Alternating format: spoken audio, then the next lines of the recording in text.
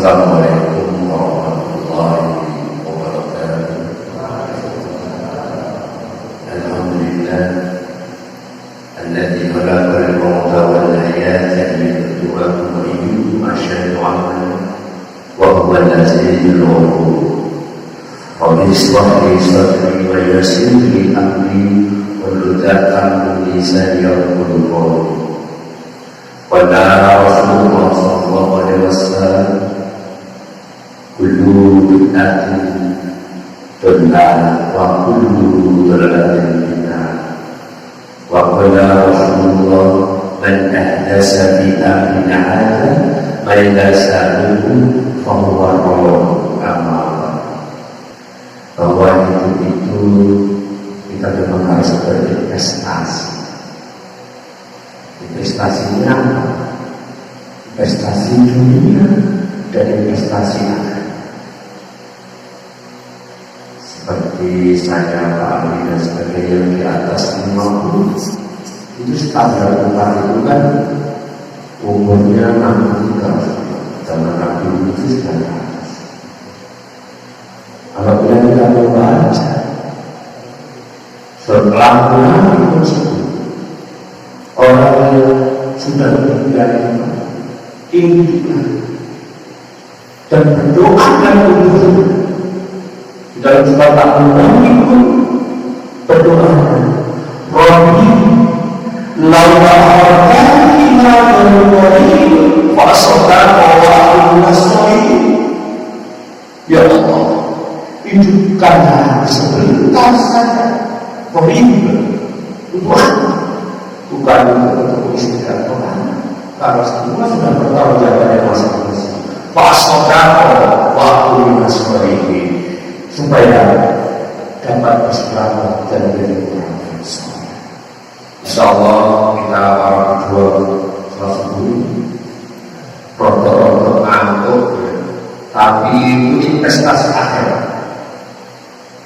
Bila surat Al-Baqarah dikatakan sebagai bekal pertama, khair jadi takwa.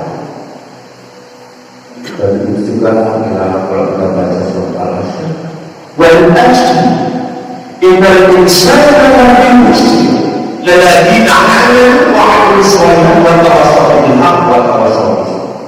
Demi masa wal asri innal insana lafi khusr, sesungguhnya kita tidak rugi, Bapak. Demi waktu. Apa kata Allah? Kecuali lilladzina amanu wa 'amilus shalihati, orang yang beriman dan beramal saleh. Jadi orang yang beruntung itu, Bapak Ibu sekalian, adalah tidak orang yang berkuasa atau orang kaya, tapi orang yang beriman dan beramal saleh. Kalau beriman itu adalah hablum minallah, yang melaksanakan rukun Islam, salah satunya tidak adalah sholat berjamaah, dan beramal soleh, insyaallah bisa dan alhamdulillah makhluk juga disebut. Kita akan bersyukur bahwa insyaallah setiap subuh kita sama-sama berjamaah. Jadi pada saat kita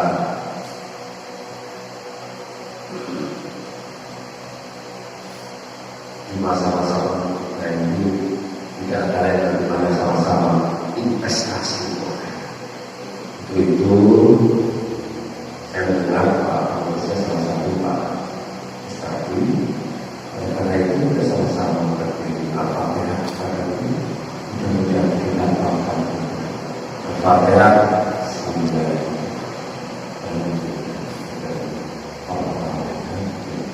dia diakui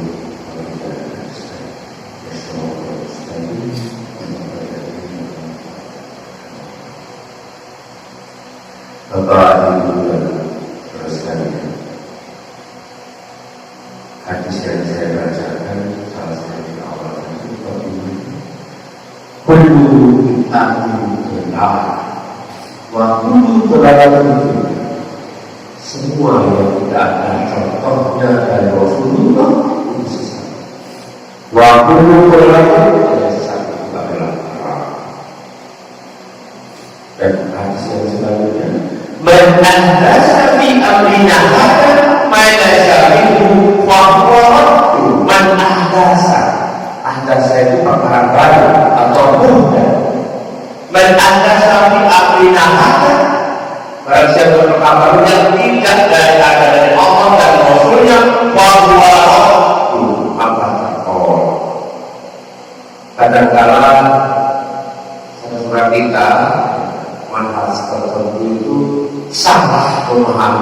amalan bid'ah. Jadi kalau mereka itu memahami bid'ah itu bagian ilmu hadis, kalau nggak sunnah ya bid'ah. Padahal yang sesungguhnya yang dimaksud bid'ah itu adalah definisinya adalah yang tidak ada contohnya, yang tidak ada dalilnya. Contoh, ada sentangkon. Kita ini kebiasaan kita ini ngasih dalilnya lekor. Nah ini, jadi mereka itu ngaji belum paham tapi ngomongin yang berbeda itu ahli bid'ah. Mana dalilnya?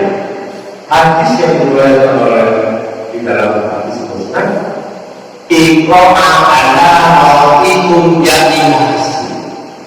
Baca di antara kamu yang meninggal yasin pada Al-Quran itu 114 surat dan hadis. Nah, apa Rasul katakan yasin ini?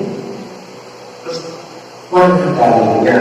Oh, kita ini yasin menjadi doa.